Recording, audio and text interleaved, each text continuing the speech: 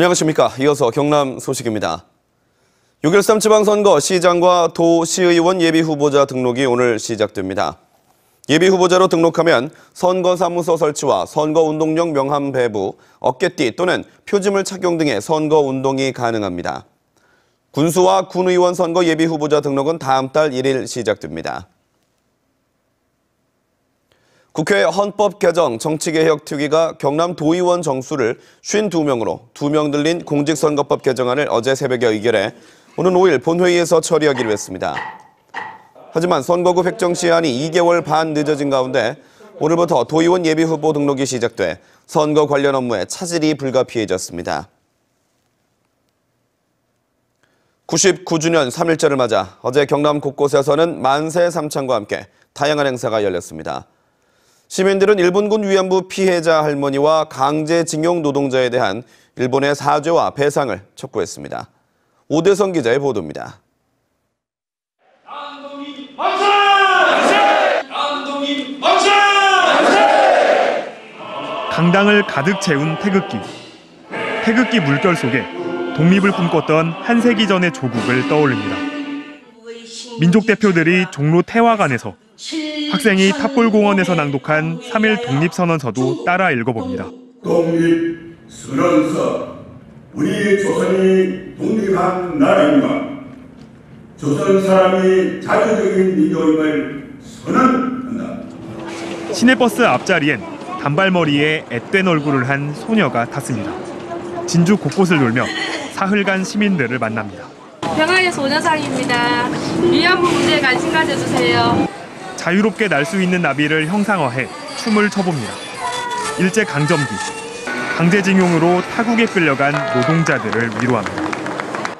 엄마와 딸은 거리에서 살아있는 역사 교육을 함께 배웁니다. 작년에 군함도 영화를 보면서 일제강점기의 역사에 대해서 아이가 함께 한 번 더 마음을 되새기기 위해서 우리나라에 대해서 역사 공부를 좀 더 많이 해봐야겠다는 생각이. 어제 하루 시민들은 곳곳에서 다양한 방법으로 3.1절을 기억했습니다. 일본의 진정한 사죄와 배상은 여전히 이루어지지 않는 가운데 정부에 등록된 일본군 위안부 피해자 할머니 239명 중 이제 30명밖에 남지 않았습니다. KBS 뉴스 오대성입니다.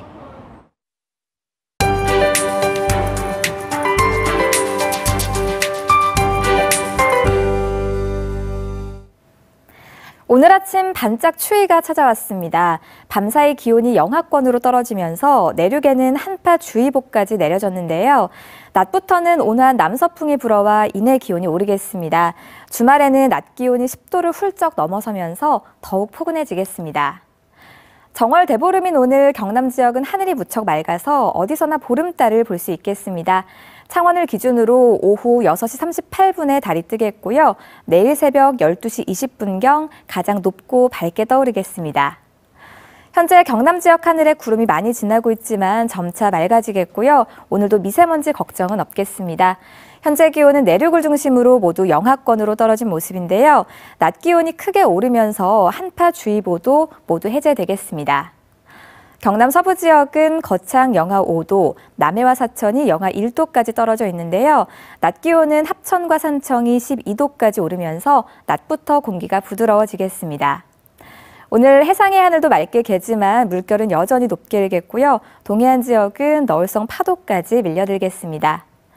주말인 일요일 오후부터 월요일 오전 사이에는 또 한 차례 봄을 재촉하는 비가 내리겠습니다. 기상정보였습니다. 미성년 단원을 성폭행한 혐의를 받고 있는 김해 극단 번자기 대표 50살 조모 씨가 구속됐습니다. 창원지방법원은 아동 청소년 성보호법 위반 혐의를 받고 있는 조 씨의 도주 우려가 있다며 구속영장을 발부했습니다. 조 씨는 지난 2007년부터 2012년까지 당시 미성년자인 피해자 2명을 수차례 성폭행하거나 추행한 혐의를 받고 있습니다. 경남 소식이었습니다.